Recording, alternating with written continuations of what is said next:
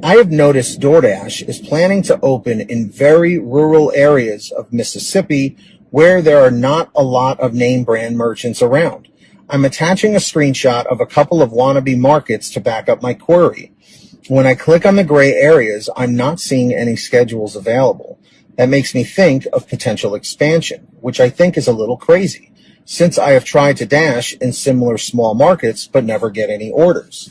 So, yeah, I mean, he shows a bunch of, I don't want to show personal information and stuff on the screenshot, but, he's showing a bunch of areas that are grayed out, but it's not available to work in.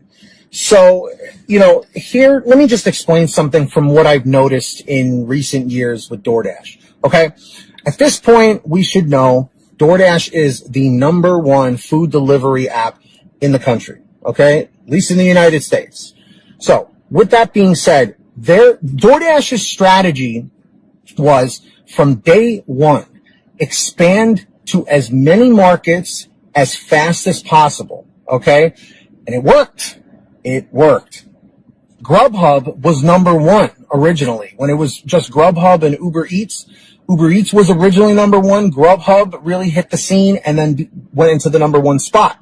DoorDash came to my market in the fall of 2017 and very quickly went from third place to first place. I would say within a year and a half.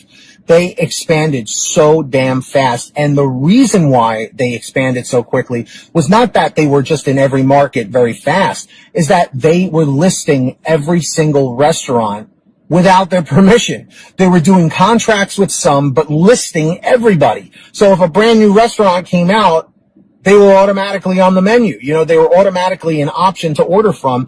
And that's why customers were ordering from restaurants, and these restaurants had no idea what the hell DoorDash even was, So that's why DoorDash ran into so many issues and lawsuits in recent years of listing restaurants without their permission. So DoorDash really doesn't care about getting sued at this point. They're like, well, we're going to just make millions and billions of dollars. So whenever we get sued for a few million, that'll be a drop in the bucket for us. And it seems to be working, DoorDash advertises like crazy. They're like the Geico of the food gig delivery industry. They have a sponsored NASCAR, at least at the time of me making this video. They advertise on TV, online, like they're everywhere, and they did a good job with it. That's where GrubHub screwed up, because GrubHub has a great service, but they limited how many drivers could work on the service. They limited what markets they were in, and that's what's screwing them right now, But I will say GrubHub always has the best payouts, hands down, just from my own experience. But again, that's just in my market. In some other markets, I've heard DoorDash and Uber Eats have the best payouts, So, Jimmy, to go back to what you were saying here, it's no surprise that they're expanding into every kind of market there is, rural, city, metropolitan, whatever you want to call it. They're going everywhere. Okay. It would not surprise me if they completely go global. I think they're in Japan now too. They're in Canada. I don't know about the UK, but they're going everywhere, and they're like unstoppable.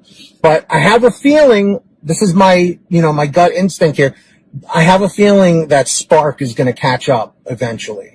But that's just me right now. I don't know. We'll see what happens. This video has been brought to you by the Paid to Drive membership program. Get started today by clicking the join button now.